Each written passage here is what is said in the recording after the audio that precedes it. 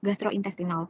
Jadi plan yang mungkin kami sebagai apoteker bisa lakukan adalah dengan mengganti dengan obat lain atau diberi selang intake obat selama 2 jam. Lalu ada kategori interaksi obat yang moderate atau dimonitor secara cermat atau monitor closely, yaitu antara antasida dan ciprofloxacin. Karena produk yang mengandung magnesium, aluminium, kalsium, besi, dan mineral lainnya itu dapat mengganggu penyerapan ciprofloxacin ke dalam aliran darah dan sehingga mengurangi efektivitas dari ciprofloxacin itu sendiri. Kemudian ada interaksi antara ciprofloxacin dengan aspilet atau aspirin. Nah, ciprofloxacin ini mungkin akan jarang menyebabkan efek samping pada sistem saraf pusat seperti tremor, gerakan otot yang tidak disengaja, kecemasan, halusinasi, dan yang lainnya, sehingga dengan menggabungkannya atau mengombinasikannya dengan obat lain yang juga memengaruhi sistem saraf pusat seperti aspirin akan dapat meningkatkan risiko efek samping tersebut. Lalu yang ketiga, losartan dan aspilet atau aspirin. Menggabungkan kedua obat ini akan mengurangi efek losartan dalam menurunkan tekanan darah. Selain itu, obat ini dapat memengaruhi fungsi ginjal terutama jika digunakan secara kronis. Dan gangguan fungsi ginjal juga dapat dialami jika pasien menggunakan diuretik atau pasien sudah lanjut usia dan memiliki penyakit ginjal yang sudah ada sebelumnya. Kemudian ada kategori minor yang dimiliki oleh obat ciprofloxacin dengan carvedilol, karena ciprofloxacin itu akan meningkatkan kadar carvedilol dengan menurunkan laju metabolismenya dan juga menurunkan tingkat beta blocker, tapi ini jarang. Kemudian untuk obat-obatan berikut yang jika dikombinasikan itu dia tidak akan memiliki interaksi atau tidak ada interaksi yang ditemukan, seperti yang sudah tertera pada share screen.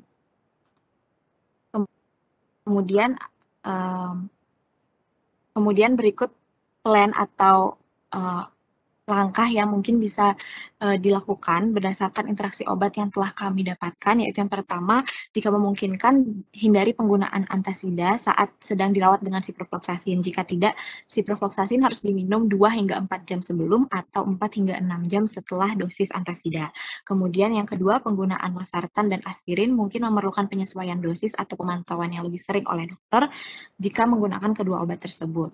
Lalu yang ketiga, untuk ciprofloxacin dan aspilet, dokter mungkin dapat meresepkan alternatif yang tidak saling berinteraksi, atau mungkin perlu penyesuaian dosis dengan mempertimbangkan pemberian 2 jam sebelum atau 6 jam setelah pemberian buffer aspirin. Mungkin segitu dulu, Ibu. Baru segitu yang kami dapatkan. Mohon koreksinya, Ibu, apabila ada yang kurang tepat. Terima kasih. Oke, nanti perlu ditambahkan literatur, ya. Kemudian ini poin 1 sama poin 4 ini sama bukan? Iya Bu, sama. Karena kami belum Jadi kalau selesai, jadi plan, masih betul. Kalau plan tambah. kan ada ngambil dari beberapa sumber ya. Coba dipertimbangkan lagi ya. Mungkin nggak menghindari penggunaan antasida, ya. Jadi nanti runut ya, mau bagaimana. Pertama, apakah dihindari? Ini kan udah terima resep ya. Sudah terima resep kan di perjalanan pasiennya ya. Nah, itu satu, antasidanya ya, apakah mungkin diganti? Kemudian kalau ini harus bagaimana? Nah, ini jadi ada 2. Ya, ada yang 2 jam dan 2 hingga 4 jam. Nanti kalau 2 jam itu berarti gimana ngaturnya? Ya, Dek ya. Jam berapa itu harus jelas plannya. Antasida itu diminumnya sebelum apa sesudah makan. Jadi dia jam berapa? Jadi nanti ketika diberi jarak 2 jam dia jelas. Ya. Kemudian 2, apa betul ya ini penyesuaian dosis ya? Kalau penyesuaian dosis jadi berapa? Berarti harus telepon dokternya nggak ini? Tapi ini dokternya beda. Ya, bukan yang sedang dibawa resepnya ke ke apotik kan ya? Nah, jadi betulkah penyelesaiannya bisa seperti ini ya?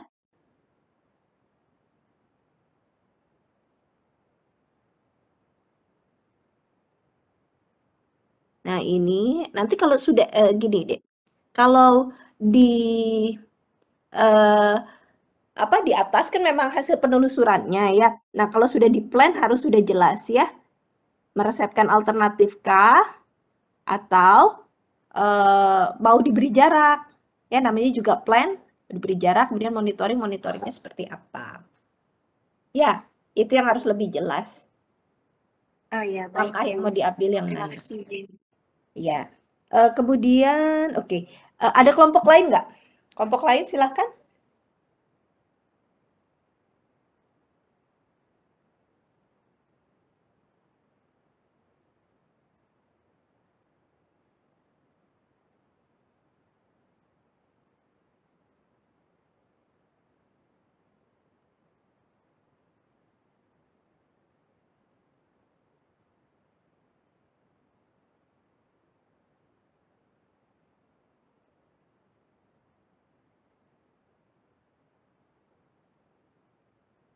Izin Bu, kelompok A1 Bu. Ya, silahkan.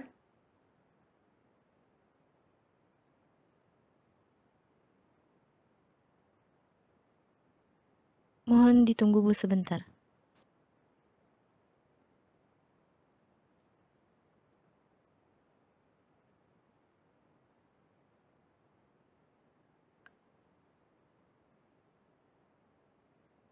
Baik, terima kasih. Apakah sudah langsung di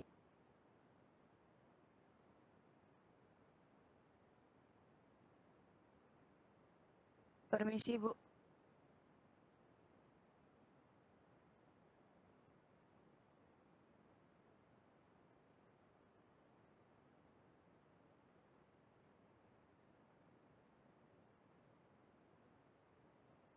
Oke, A1 silahkan.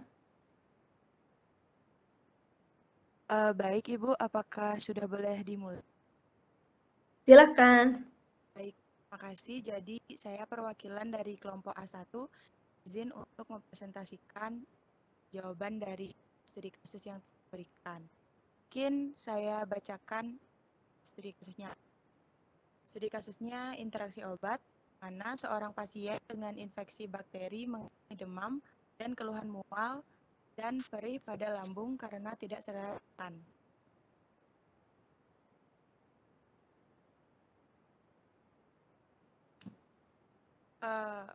Pasien menerima resep ciprofloxacin 500 mg sehari 2 kali 1 tablet, paracetamol 500 mg sehari 3 kali 1 tablet, dan antasida sirup sehari 3 kali 1 sendok makan setelah makan.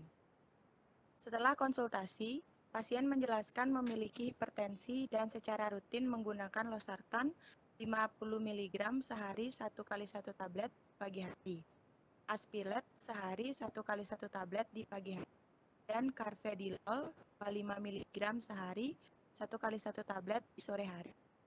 Mana tekanan darah pasien terkontrol pada 130/110 mmHg.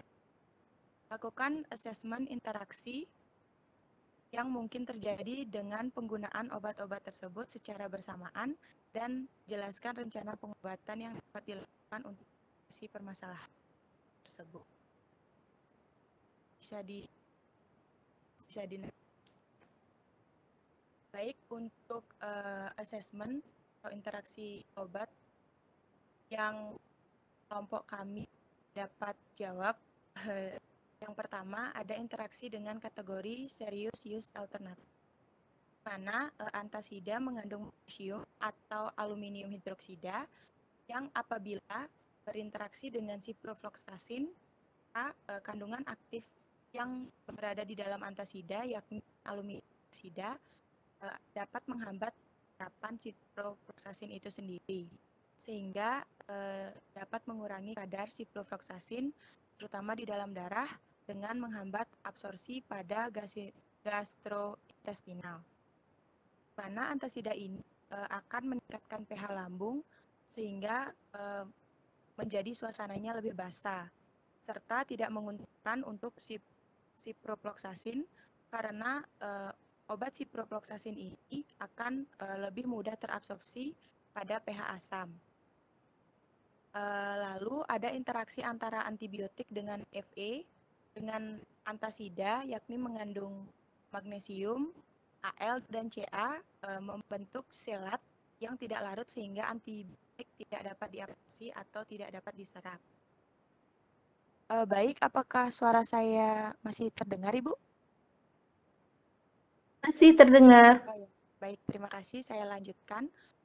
Untuk penanganannya, di mana interval waktu pemberian ciprofloxacin bersama antasida mempengaruhi ketersediaan hayati ciprofloxacin itu sendiri.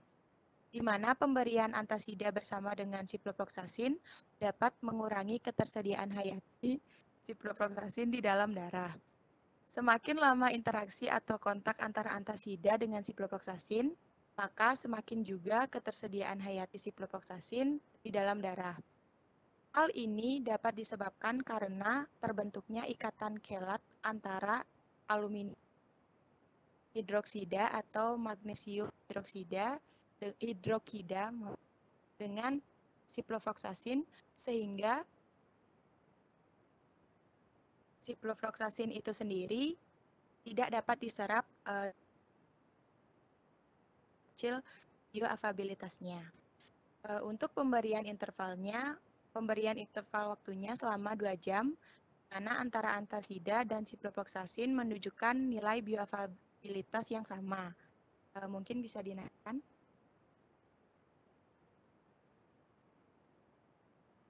Kasih. Selama 2 jam antara antasida dan ciprofloxacin menunjukkan nilai bioavailabilitas yang sama dengan pemberian antasida tunggal. Nah, hal ini menunjukkan bahwa interval selama 2 jam adalah waktu yang paling efektif untuk menghindari interaksi antara ciprofloxacin dengan antasida.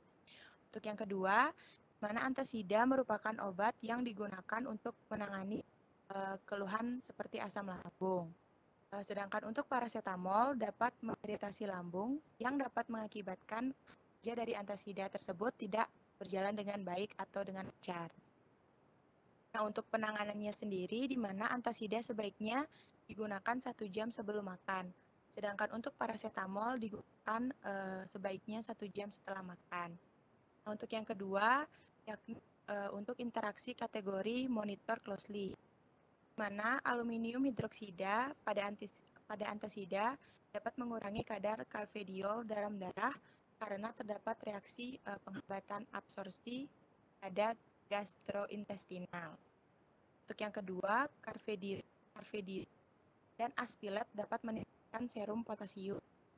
Ketiga, carvedium dan losartan memiliki reaksi sinergisme sama pada mekanisme farmakodinamika dan aspirin atau aspilat, serta losartan tidak bisa digabung dikarenakan aspirin dapat mengurangi efek dari losartan karena aspirin sendiri bersifat antagonis.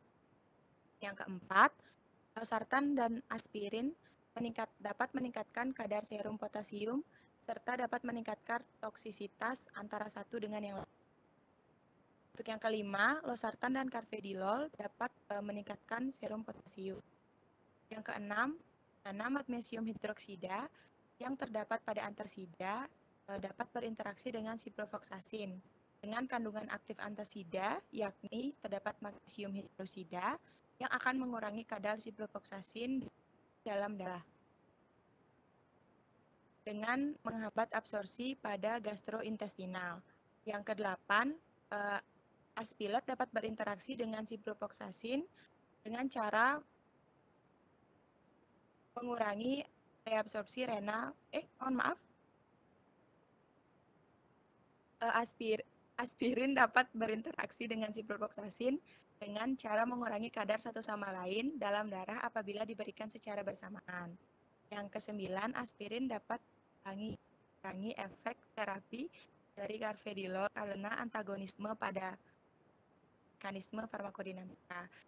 Dan yang terakhir ada interaksi minor, di mana terdapat 2 interaksi minor. Yang pertama, kandungan aktif antasida, yakni aluminium hidroksida dapat berinteraksi dengan cara reabsorpsi renal tubular secara pasif dikarenakan terdapat peningkatan pH. Dan yang nomor 2, ciprofloxacin meningkatkan kadar carvedilol karena mekanisme. Baik, sekian jawaban yang disampaikan. Nah, boleh dinaik sedikit saja.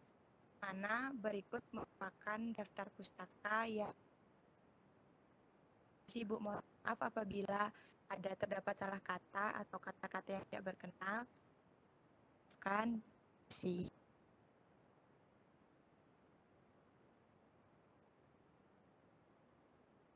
Oke, nanti plannya berarti adik ya, karena adik kan ketemu banyak ini adik ya. Ya, ketemu banyak. Kalau pada pelaksanaannya, yang paling mungkin dilaksanakan yang seperti apa? Ya, kalau pasien dikasih edukasi interaksi obat sebanyak ini, pasti bingung pasiennya. Ya, kemudian kalau ini diterapkan semua, bisa nanti pasien nggak dapat obat jadinya. Begitu. Sehingga nanti pada saat plan yang bisa diterapkan yang seperti apa. Ya, itu yang nanti harus bisa menjadi rencana yang ini ya visible. Jadi kita dapat data begini banyak, ya, mana yang paling visible untuk dikerjakan, ya. Tapi secara intinya ini sudah bagus ya. Menyela Ibu. Iya, silakan. Kelompok kami ingin menambahkan Ibu terkait bagaimana kira-kira mereka pasien menggunakan obatnya Ibu. Mungkin seperti memberi gambaran Ibu, ingin membantu teman-teman juga agar lebih paham. Boleh. Silakan. Dari kelompok mana, Julio? Silakan. Baik, terima kasih Ibu.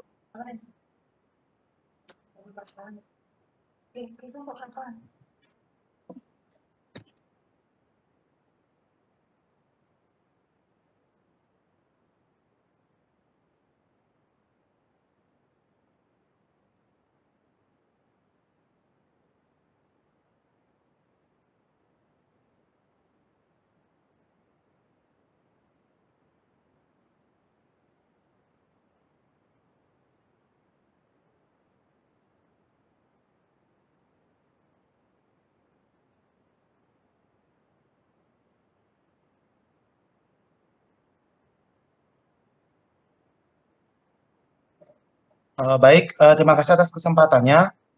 Terima kasih juga untuk Yunita sudah bantu share screen. Kami dari kelompok 5 izin memberikan sedikit planning dari kelompok kami terkait penggunaan obatnya. Jadi di sini saya dan nama kelompoknya dulu, share kelompoknya dulu.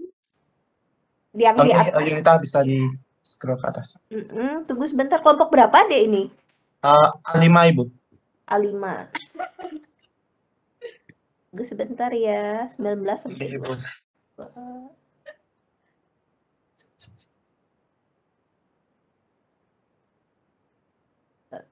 Dewa Juli.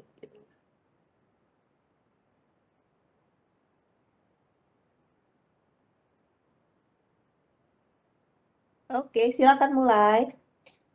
Baik Ibu, jadi untuk interaksi yang tadi mungkin sudah dijelaskan oleh teman-teman, jadi kami tidak menjelaskan kembali untuk mempersingkat waktu. Kami langsung ke solusi dan saran atau planning yang ingin kami mungkin berikan kepada pasien. Jadi untuk estimasi minum obatnya itu kita bagi menjadi 3, pagi, siang, sore dan malam itu. Jadi kita bagi 4 Ibu, mohon maaf. Pagi, siang, sore, dan malam. Nah, bisa kita lihat untuk waktu minumnya itu ada aspilet di jam 4 pagi.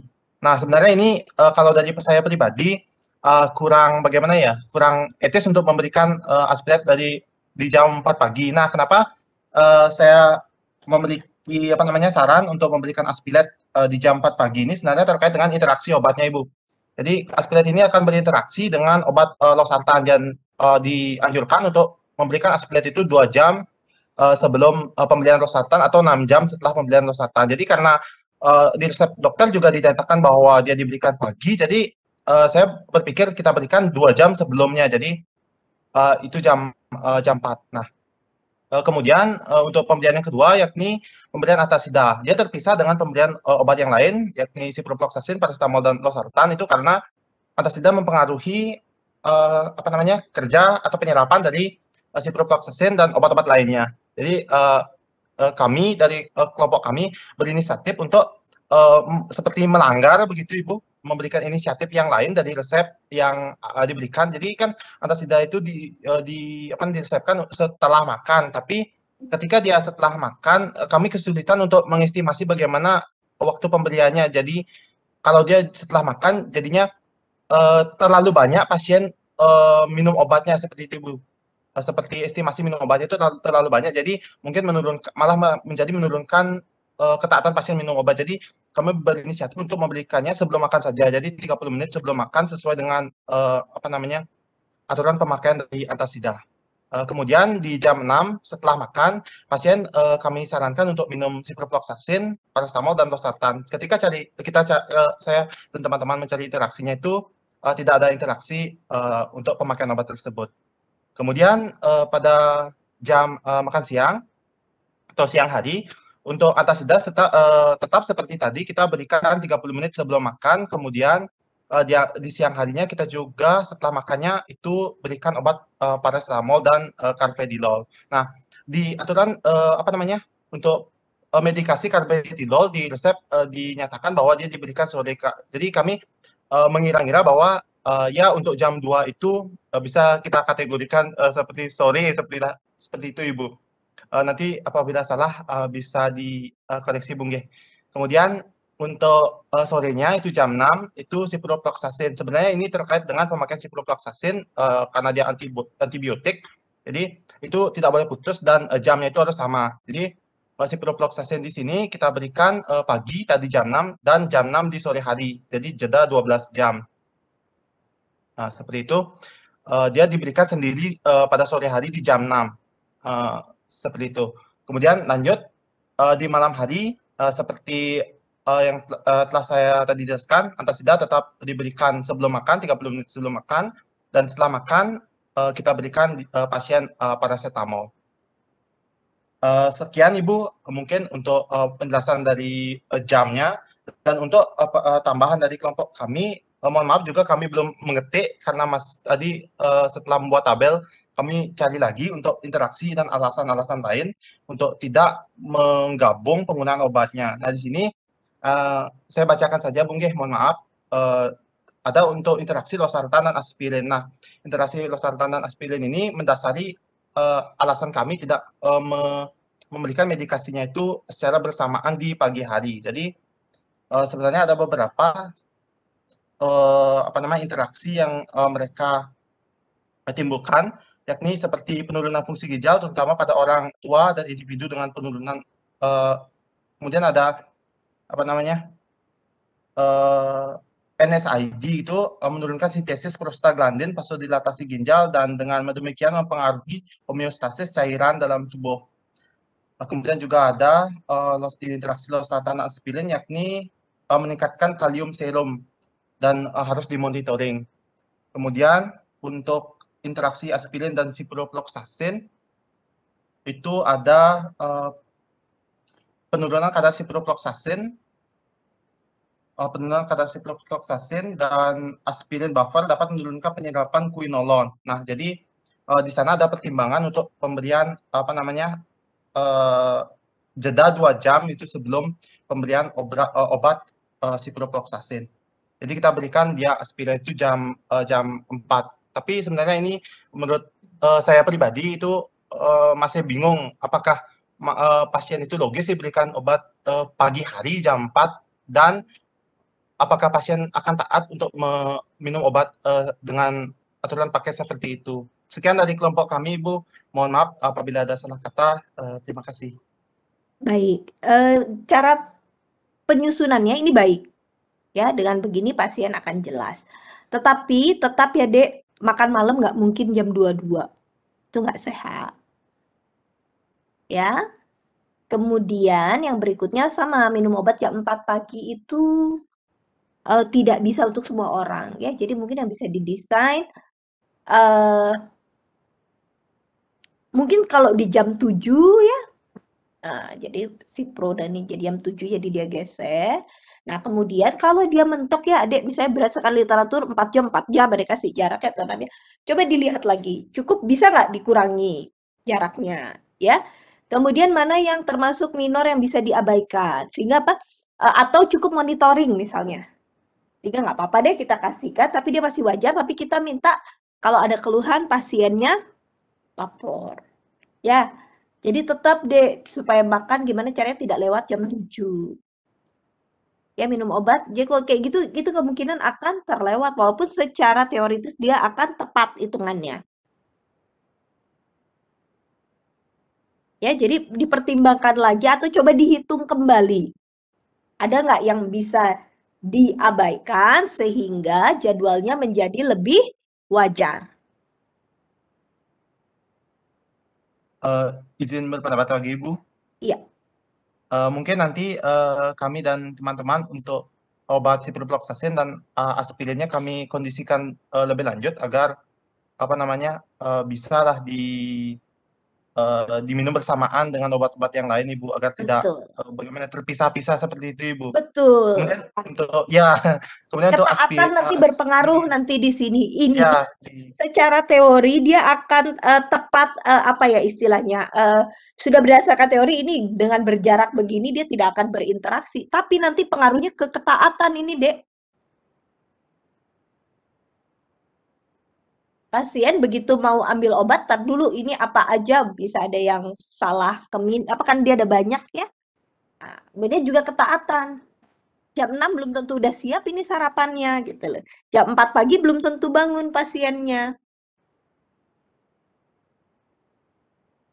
Ya, kemudian pemberian antasida sebelum makan itu bisa diterima dalam arti begini. Karena biasanya asam lambung sudah naik, orang udah nggak selera makannya, jadi kita netralkan dengan antasida, kemudian setelah perutnya nyaman baru dia makan. Itu bisa diterima. Ya. Ya, jadi kalau saran saya seperti itu, ya, di-manage lagi untuk pasien bisa nyaman juga, ya. Nanti pasiennya juga bingung, disuruh makan jam 10 bisa nggak mau pasiennya.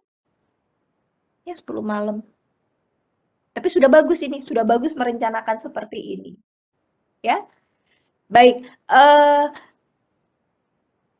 saya rasa sudah cukup ya materi untuk hari ini dan mohon maaf apabila masih ada pertanyaan tetapi belum bisa dijawab. Satu sisi waktu sudah lewat ya. Jadi izin saya tutup perkuliahan ini. Terima kasih, diskusinya bagus sekali.